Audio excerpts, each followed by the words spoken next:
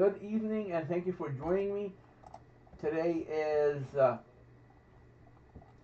Sunday, January 4th, 2025, and we have quite a bit to talk about.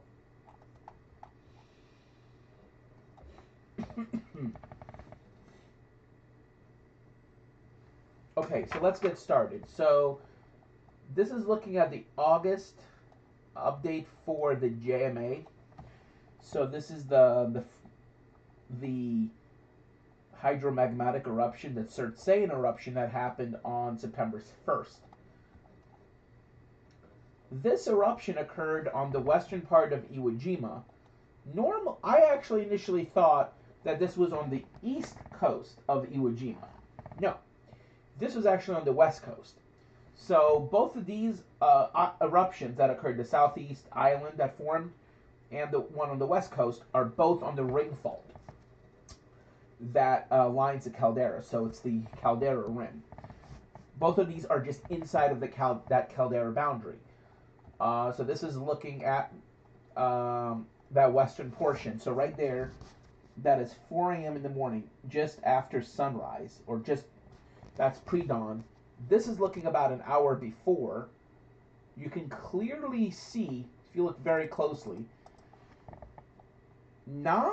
this is a magma. This is lava that's being erupted. This is lava. This is not simply ash. No, that's lava. That's not hydrothermal eruption. This is not a phreatic eruption. This is magmatic. This is hydromagmatic activity.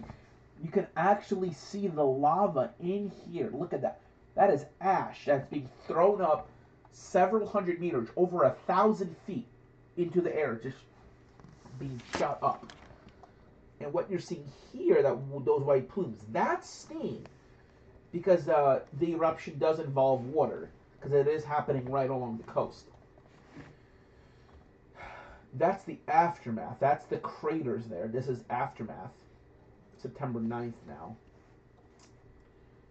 You can clearly see the steam rising from that very hot, heated water.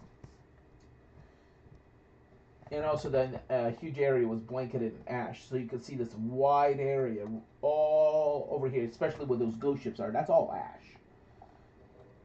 So this entire area was blanketed by ash from these from these eruptions. These eruptions, I would say, were definitely reached a VEI of a 2. Not a 1, this is a 2. Considering the height of these ash clouds, and there's definitely ash. This is not just lava being erupted, Surtsean style. This is, I would say, a hybrid Surtsean. This is, I would say, mildly explosive Surtsean activity, and definitely a little bit more explosive than Strombolian. So you're looking at a hybrid Vulcanian Strombolian activity. But this is also what is known as Surtsean activity. Not purely Surtsean, because you're not seeing what looks like Surtsean. This is on land, but still involving some water. So it's, I would say, Surtsean, but not quite.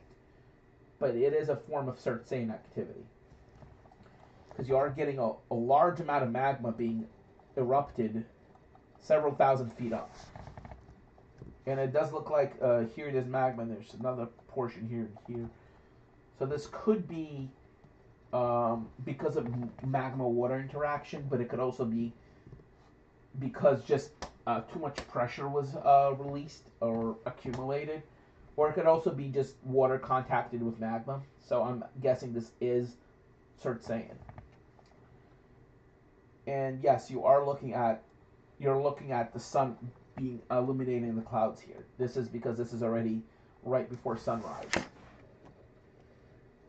And what you're seeing here, you see this big dark patch? That's probably because of Motoyama, which is behind this camera, obscuring the light from the sun, or the pre-dawn sun. Like, the sun's still below the horizon, but yeah. So you're looking at magmatic activity. This is now looking at the month of November.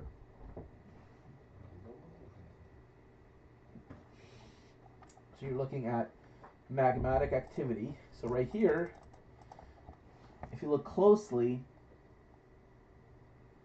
Let's see what that says in Japanese. I think that's steam. I'm gonna look it up what that means in Japanese. Oops. Steam rising.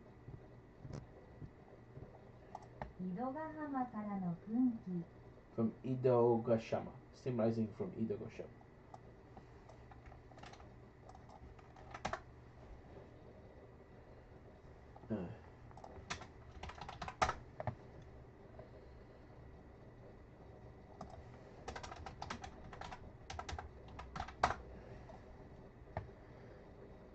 Nope, that's not it. Okay, so yeah, you're looking at steam rising up, but another thing I want to point out is uplift. See, there's several pockets of steam on the beach.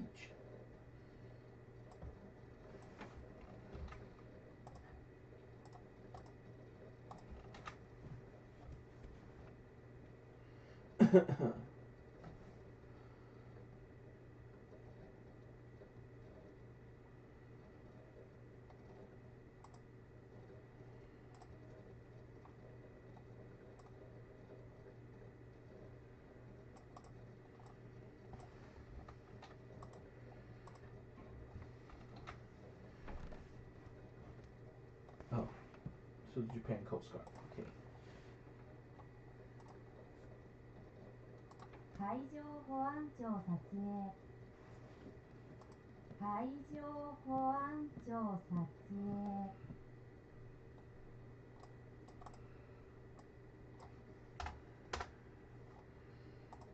See what that means? Oh.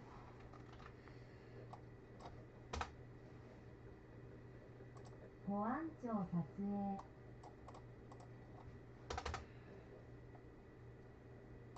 調撮影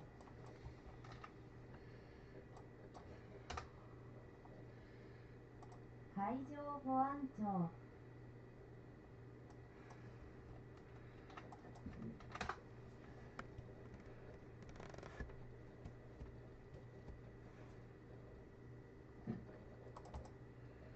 Okay, let's look at these photograph. This photograph first, the older one.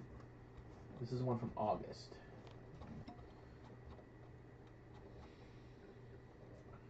So right here, there's right after August 29th, there was an increase in earthquake activity.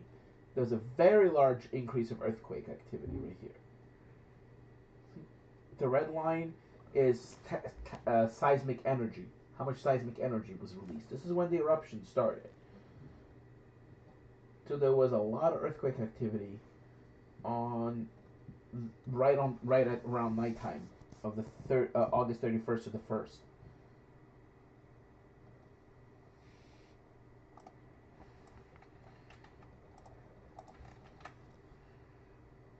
See, cumulative count. Yep, that's cumulative activity. Now we're going to be looking at uplift data. Right here. Let's go down, down, down, down, down, down, down, down, down. Yeah.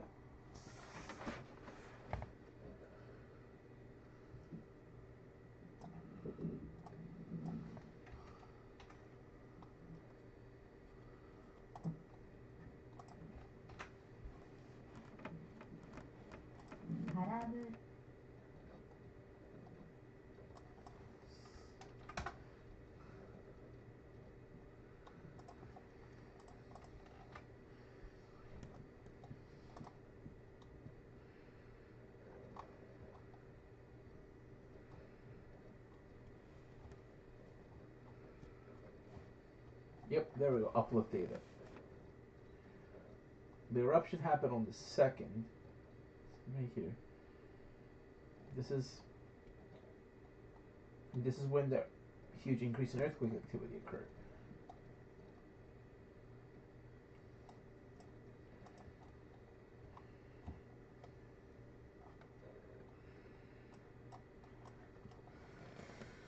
Some locations had subsidence.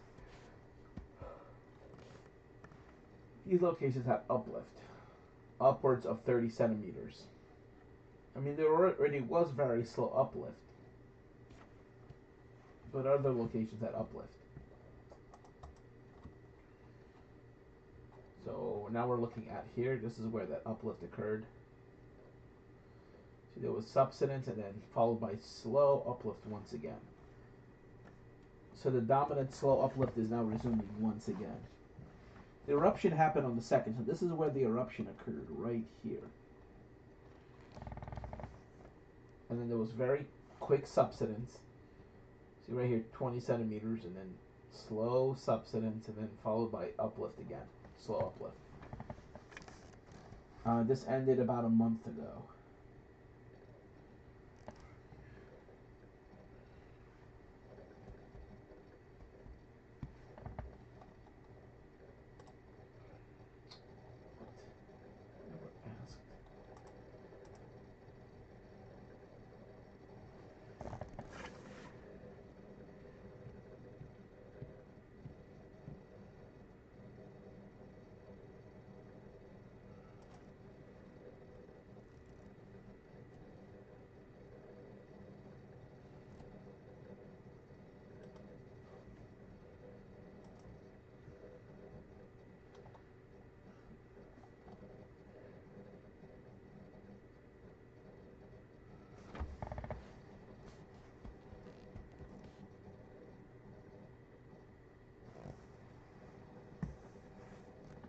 Ooh.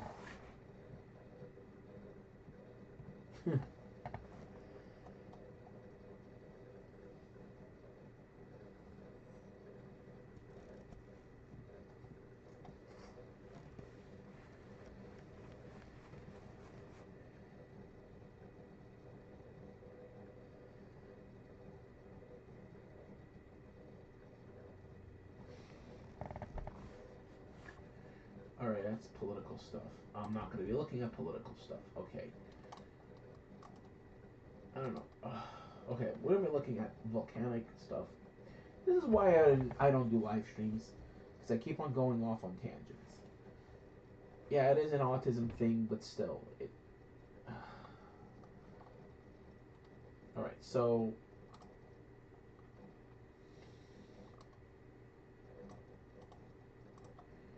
Let's see what that means. Chigidagama crater. That crater is actually new. That crater did not exist before. In fact,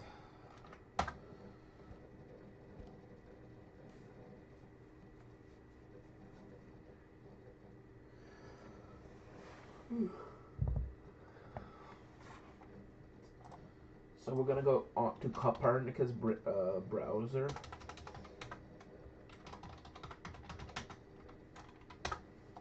Yep. So right now, this is what I really wanted to get to, was looking at the Copernicus browser. It's basically live satellite.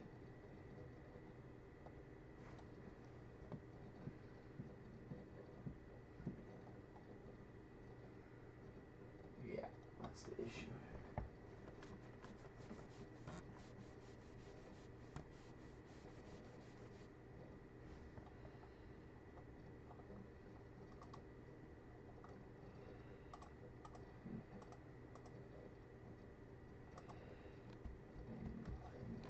It's 1,000.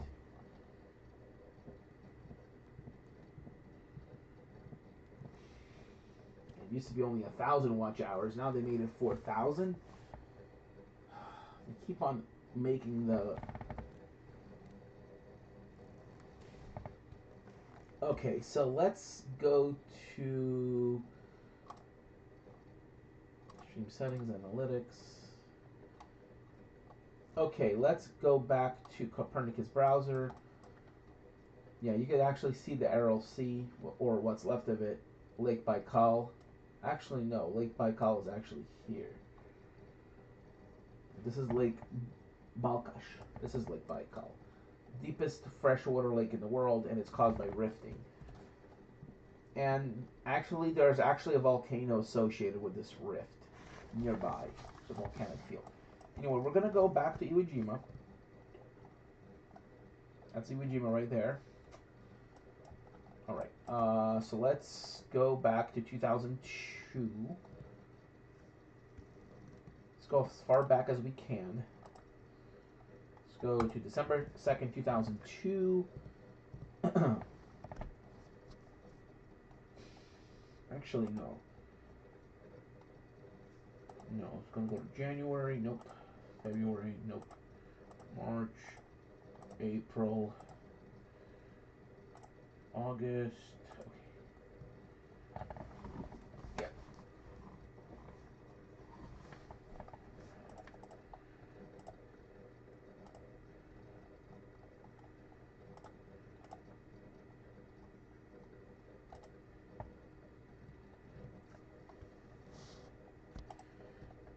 Let's go to 2025.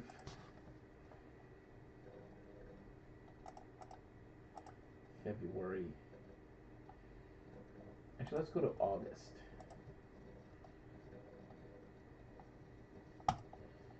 And look how much change there was. Let's go to 2022.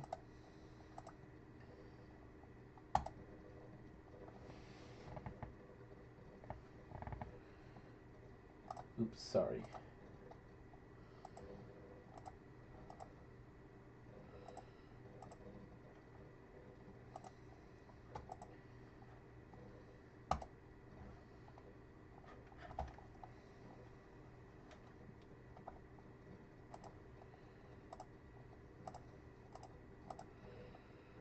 Oops.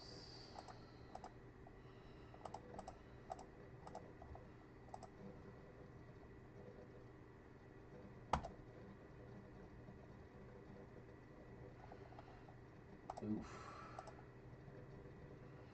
Yeah. So right here is where you want to point. This is what I wanted to point out right in here.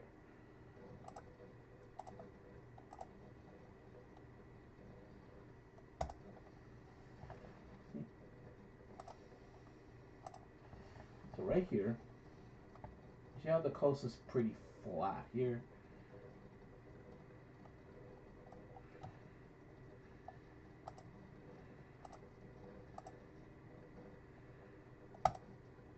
And all of a sudden, look how much the coastline expands right around here. This is actually because there is a. I'm gonna go to this webpage. So there's a really good article you guys should be reading. It's called "Crisis on Ioto." It's the first article on this volcano in about 10 years. Volcano Cafe, because volcanoes are awesome. E-W-E-some. Instead of awesome, they got rid of the A-W. It replaced A-W with E-some. It was awesome. Awesome. Awesome. There has been strong uplift since 2020. Although the island hasn't grown much further in that time, judging from images, the phreatic explosions were occurring have been becoming magmatic. A new island formed offshore recently. It has eroded away already. So what is going on? Is this normal caldera activity, ups and downs as seen in County Flagrate, to which Iwo Jima is sometimes compared, or is magma accumulating? It actually is. Will the current burst of activity temper down again? It has, or will it continue to grow? Could another caldera eruption occur, and what would the warning signs be? Talis and Hector have combined to tell us their views. Enjoy before reading their words below. You may want to read the earlier post in Iwo Jima. Henrik's now famous eruption story, top of the VC new decadal list, is a must read. Later we had a pre-VC history of the island. Okay.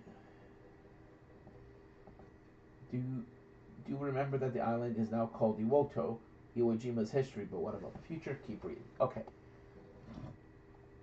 So yeah, let's just read this. I'm highlighting it to make it easier to read.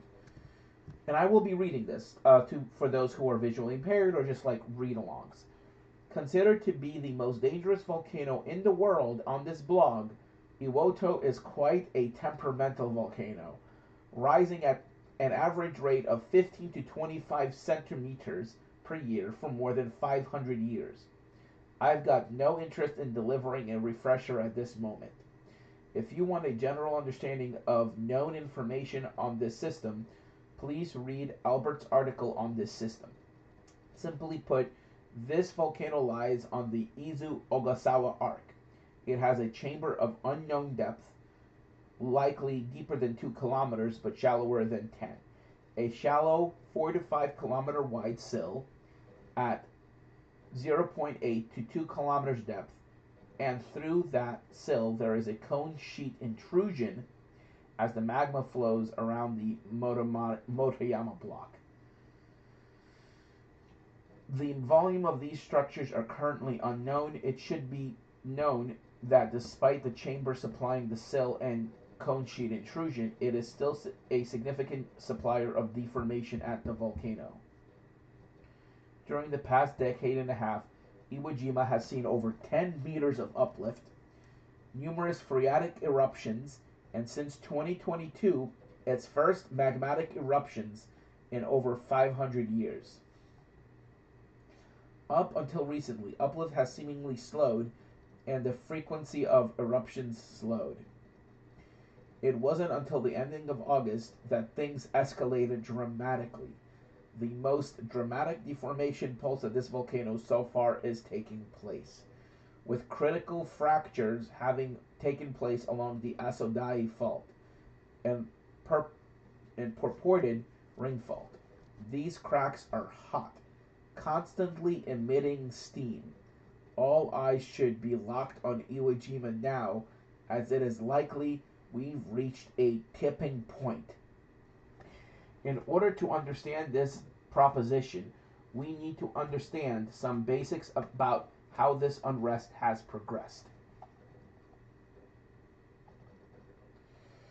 The average rate of uplift has been undergoing a centuries-long acceleration phase.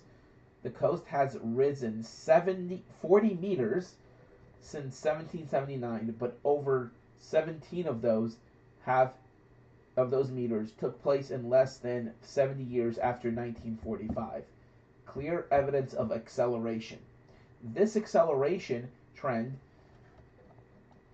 had expanded an entire order of magnitude, rising well over 12 meters in 12 years. This past period of unrest culminated in a series of magmatic eruptions off the coast of Okinawa starting in August 2022, continuing into February 2025. The magma from these eruptions came from shallow depth, likely not exceeding 1 to 2 kilometers. The first eruption in 2022 consisted of degassed magma, but the 2023 eruption's material was more volatile, probably due to some maturing of the vent. These eruptions weren't particularly intense or voluminous, with all of total volume of all the eruptions from 2022 to early 2025 not exceeding 1 million cubic kilometers, 1 cubic meters cubed, but it did indicate one thing. The cone sheet intrusion had finally expanded enough for a magmatic eruption after more than 500 years. The current deformation pulse is likely related to the sill and cone sheet intrusion and is exceedingly high, around 3 to 4 centimeters per day. Motoyama is experiencing a deflation, likely sourced from the sill, surrounded by a large ring of uplift. Like the last deformation cycle, the cone sheet intrusion seems to be the dominant producer of the uplift. And while we don't know its volume as of late, we can guess with the given details just looking at the INSAR maps. We find that the uplift from the cone sheet intrusion covers most of the island, around two-thirds of it, with some more uplift taking place underwater. As such, it would be reasonable to assume that the cone sheet intrusion takes up an area of over 25 square kilometers. Its height is probably around zero point 0.8 to 1.6 kilometers, depending on the angle of magma ascent. This leaves us with a volume of 20 to 40 cubic kilometers of magma, not counting for the magma in the sill. The last uplift cycle of 2012 to 2023 caused the cold sheet intrusion to pressurize by 10 megapascals. Not good considering the magma is stored at a depth of 25 to 20 plus 25 megapascals for MPa. It's safe to assume that the cone sheet intrusion is now overpressurized. Ioto has likely been cycling through different deformation cycles. This is likely reflected in the clear long-term acceleration phase.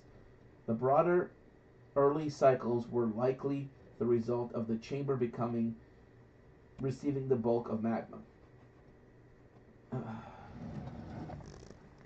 leading to its overpressurization. It produced a sill as a result, leading to a spike in uplift speed and decreased in scope. This sill then broke and produced a cone sheet intrusion that would be the cause of the current observed uplift. We've got an overpressurized chamber producing overpressurized sill that has now produced an overpressurized cone sheet intrusion. The craziest fact is that there is no large-scale subsidence of the magma chamber has been noted in decades of topographical surveys. On the contrary, we have found that the chamber is still uplifting. During the last deformation cycle, the northeast rim of the caldera rose. That fact means that all the magma in the chamber, all the magma that has left the chamber was replenished and then some. If the current deformation pulse is related to the magma chamber, then I believe that we were seeing that, quote, failed uplift. These insane speeds make magma supply an unlikely cause if it related to the chamber. Despite delivering some of its supply to the sill in cone sheet intrusion, the magma sill has been building pressure and strain at a more rapid pace than most volcanoes on the planet. It's almost definitely overpressurized. Hector made a quite timely article concerning vertical T CLVD quakes, and such. I'd point you in that direction. Simply put, a ring fault has potential to get stuck and accumulate strain and energy soon. The ring fault slips and rapidly produces strong earthquakes. This pulse could be fueled by a similar mechanism, just slower, instead of being released in a rapid slip event. The strain could be released in a slow failure, leaving us with prolonged extreme uplift periods.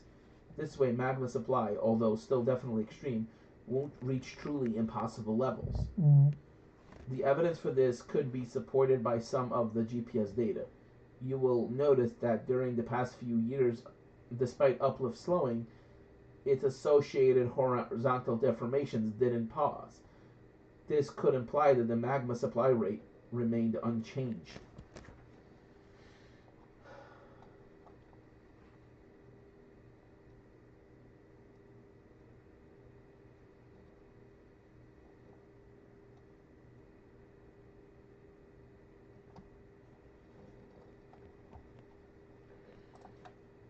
The issue with this idea is that not everyone will agree that Ioto has a ring fault. It actually does. In his own article, Hector disagreed with the existence of a ring fault, but if you ask others, they'll say yes.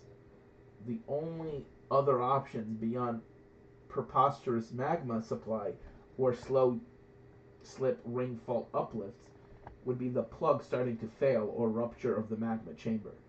If it is from a failing plug, we'll see continuous intensifying eruptions rather soon.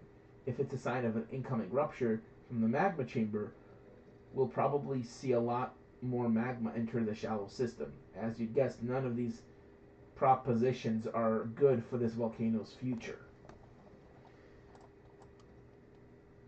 Even forgetting the magma chamber, the cone sheet intrusion has enough magma to produce a high-end VEI6 or low-end VEI7 eruption.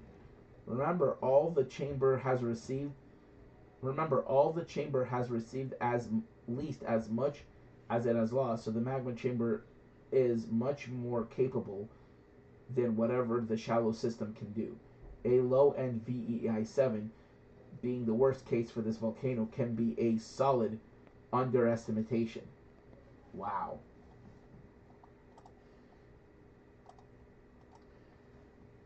Current eruption and caldera trigger. All of the possible causes for this intense uplift suggest that either this chamber is primed and overpressurized, or it will be very shortly.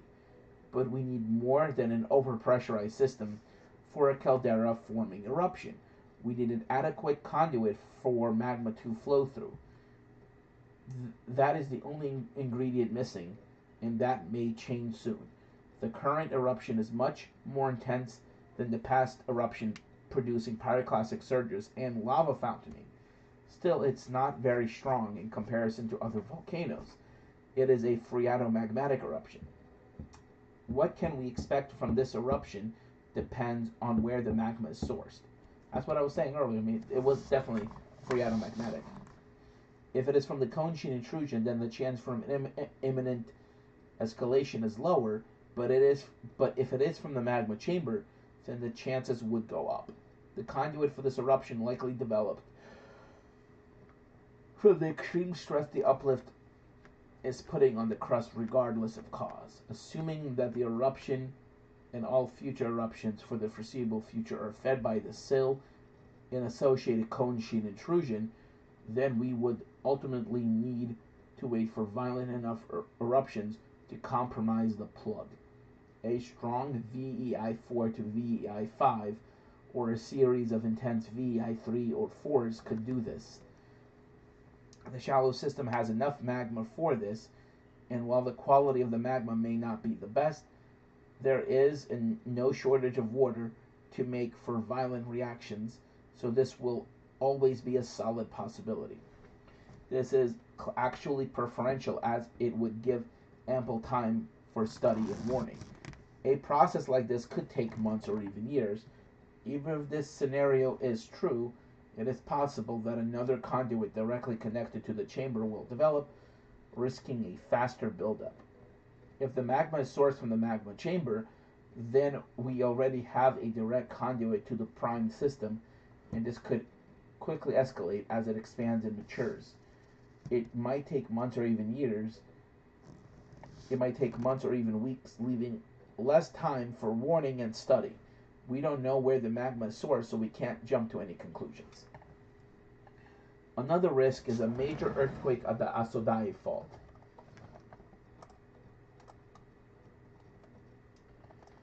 As I've stated before, numerous cracks have formed along this feature, so it is also under stress.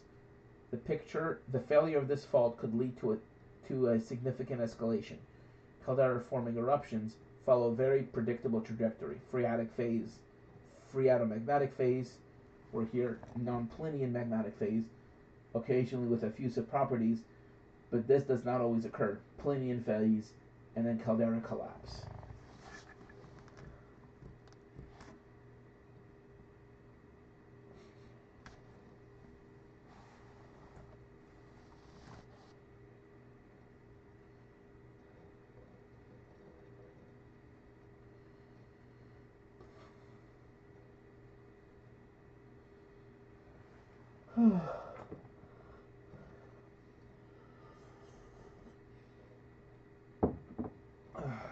Ioto, Iwo Jima, Sulphur Island, whatever you want to call it, is undergoing massive changes over a vast area.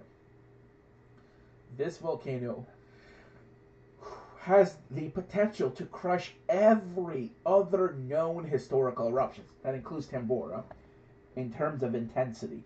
Not only could it produce an eruption as intense as Krakatoa or Hunga Tonga Hunga Hapai, through interaction with seawater, while being an entire order of magnitude larger, it could be more intense, as there could be significant amounts of magma mixing between a slew of mafic, intermediate, and felsic magmas.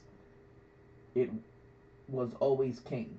For centuries, this volcano has been building itself up, and despite so many finer details being lost to us, it's still terrifying. A caldera-forming eruption should no longer be treated as a distant hypothetical, but as a likely future, possibly sooner than anyone might expect. So, remember how I said on Copernicus browser I was showing why it's the northwest tip is almost touching Kangoku Island? Right around here.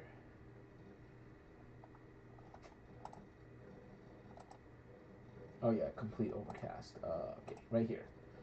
See, right around here.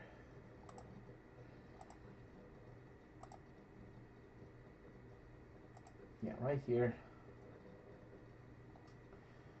So what you're looking at right here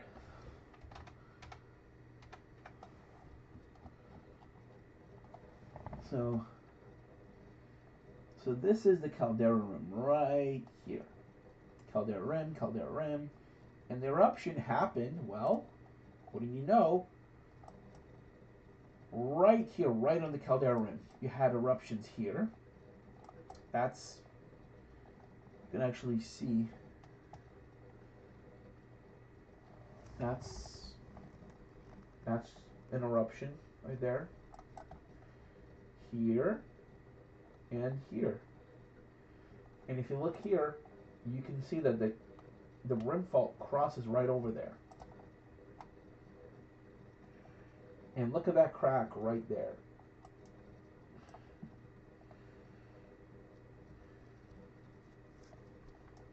And you can actually see the cracks right here. Look at these cracks here. Right around here. Look how deformed the road is. So let's go to August. And no cracks. Oh, actually, they do look kind of visible there. Let's go to September.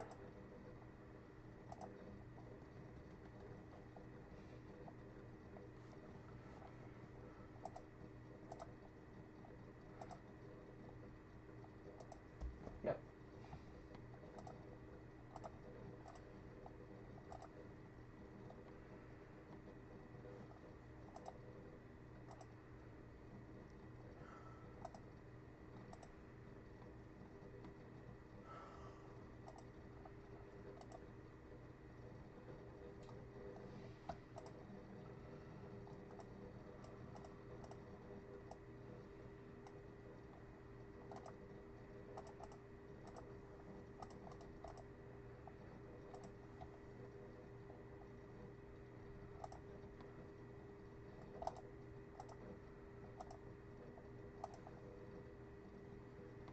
There we go, right here.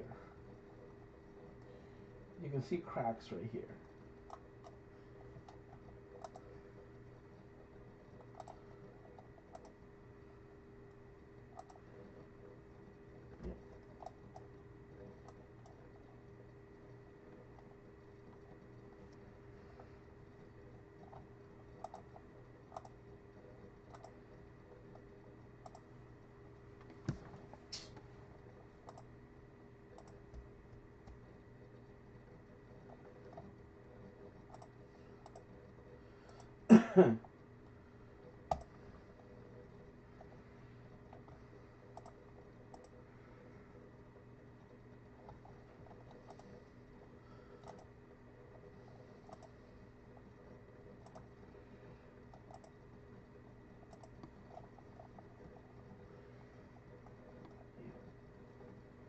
Actually, I can go to Google Maps.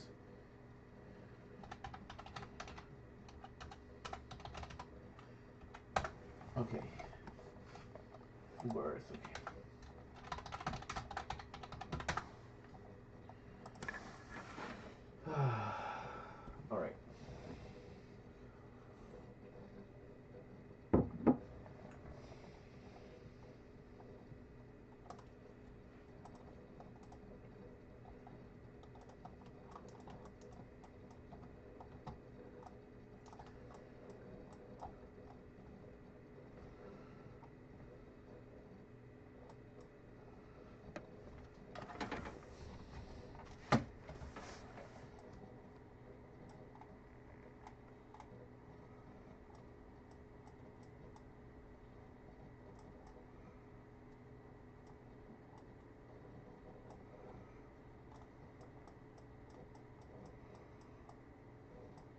There we go.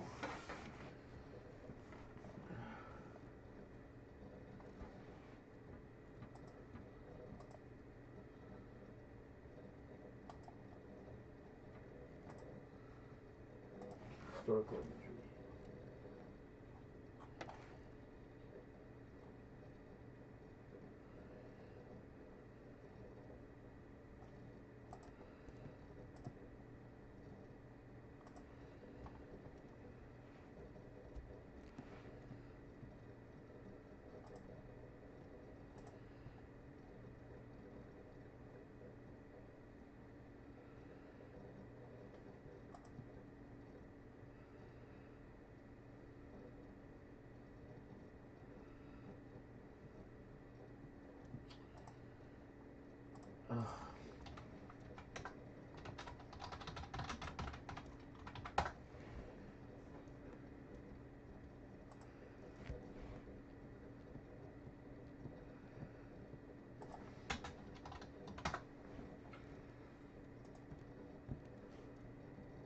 Hey guys, welcome back to Tony's How To. In this video, well, now from here you want to choose the option that says Google Earth Pro on desktop. In this case, just click on the download Earth Pro on desktop and you maybe have Google Earth Pro.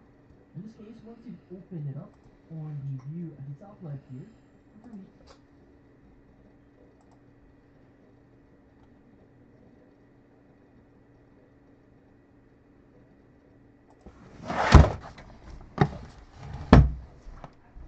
Телефон отдашь. Ну нет. У тебя мозги поедут, если ты не будешь спать.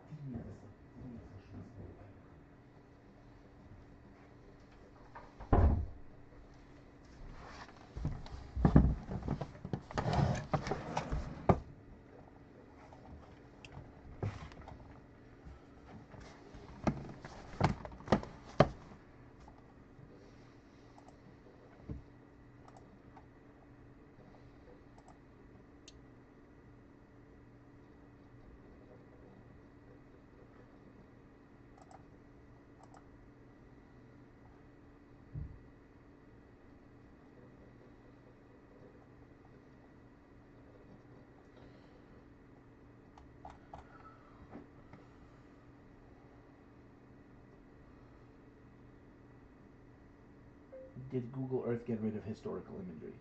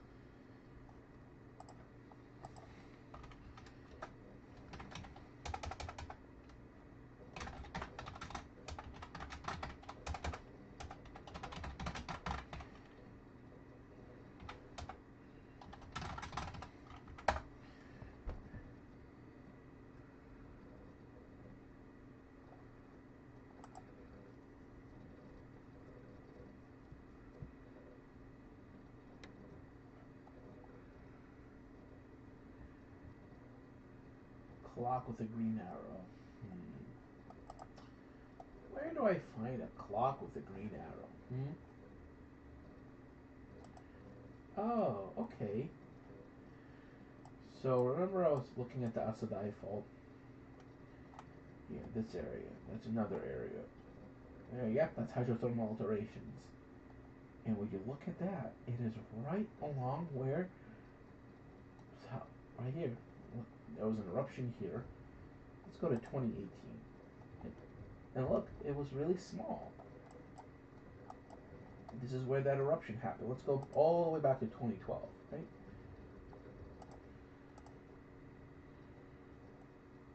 And that's where the eruption happened. And then look how it just expanded. And that's where the crater formed. Look how much hydrothermal alterations happened there. And then there's another area of hydrothermal alterations. Let's go back to 2012. Wow.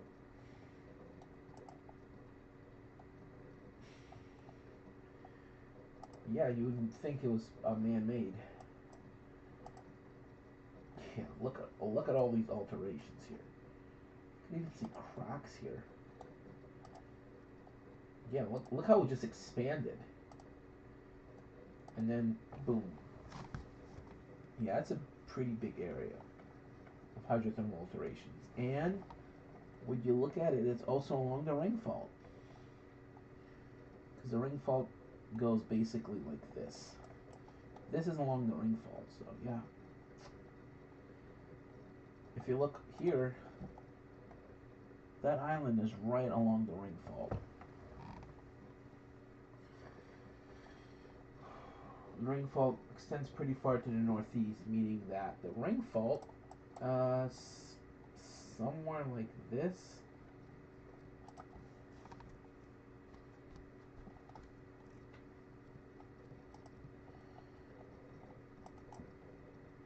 Yeah, I believe that's also part of the ring fault.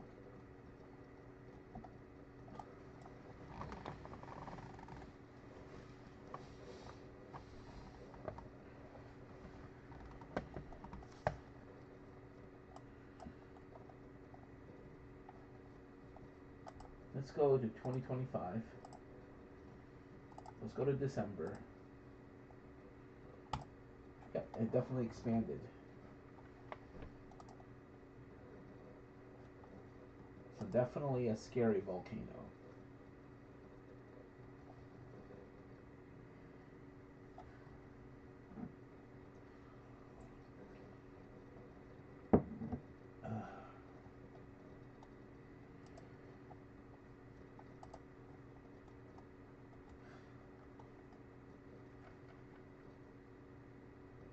Yeah, you can see that this is because of Iwo Jima right here. You can actually see.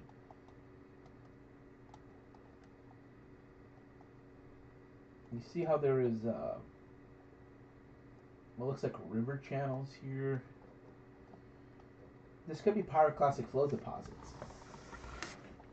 And this looks like what looks like a collapse scar of some kind. But you see how the land slowly increases in height? So the purple, that's about 1,200 meters, so that's several thousand feet.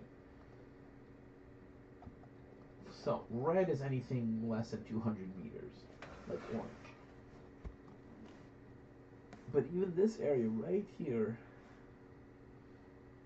that's about 100 meters, so that's like only several hundred feet above sea level, right here.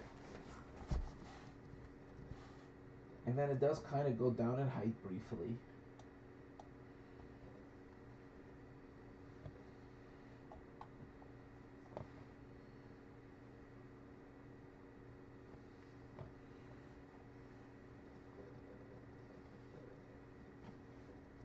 The crazy thing is that just a few hundred years ago, when the first Spanish explorers found the island, it was believed that this island and Iwo Jima were separate islands, separate entities. Meaning that when Rome fell, this island was completely submerged underwater.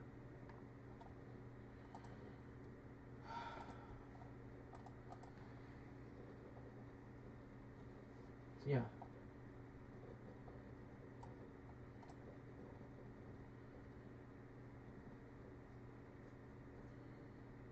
Yeah, it was completely submerged underwater.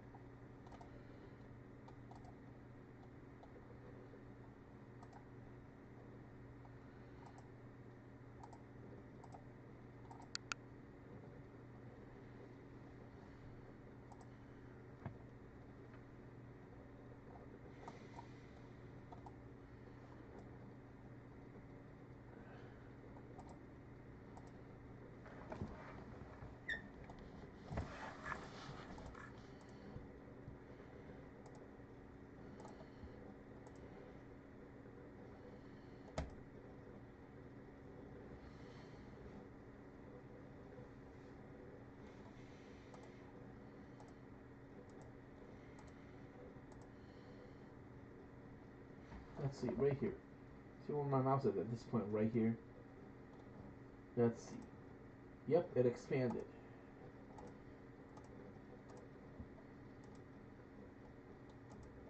Yeah.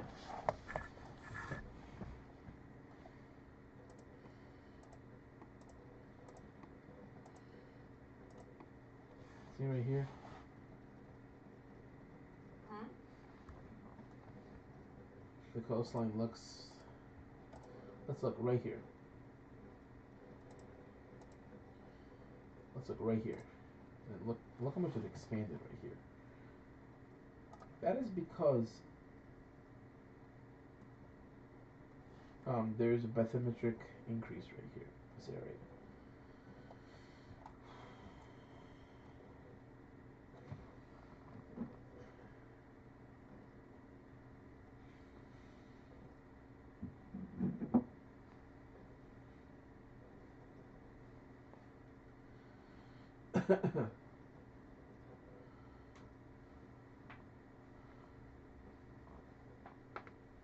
Oh.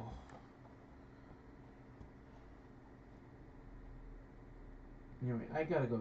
I'm going to bed, guys. So I don't know when it's going to erupt, but it's going to be sometime in the next 10 or 20 years before its next color forming eruption. Thank you for watching, and good night, everybody.